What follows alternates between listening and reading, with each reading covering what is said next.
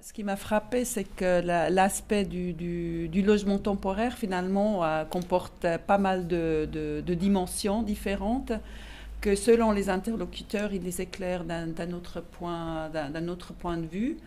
D'abord, pour toute une série de gens, il peut avoir une connotation positive. C'est un choix de vie, donc c'est quelque chose qui est fortement investi.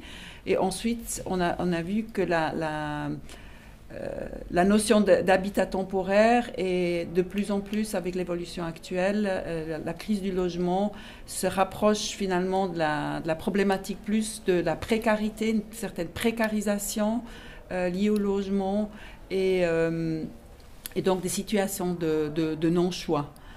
On peut penser là à différentes situations qui concernent les jeunes, qui concernent les gens qui sont en rupture, qui concernent les personnes qui viennent de l'étranger. En fait, finalement, qui concerne beaucoup de monde. Le marché du logement est tendu, on l'a constaté, donc il est devenu plus dur. Et au niveau de l'accès au logement, disons, les règles sont en train de se durcir. Qu'on voit ça quand on s'intéresse pour un logement, on est en concurrence avec beaucoup d'autres ménages. Et donc, tout ce qui sort de la normalité a un rôle d'exclusion.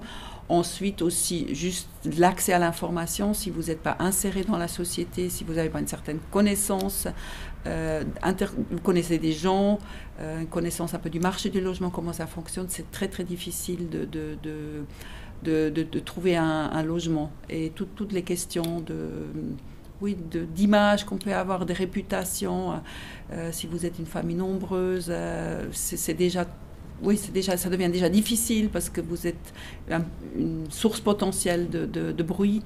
Si vous n'avez pas un permis C, vous êtes déjà un petit peu considéré comme étant à la marge. Donc c'est tous des facteurs qui jouent actuellement beaucoup plus fort qu'il y a 10 ans en arrière, certainement, oui.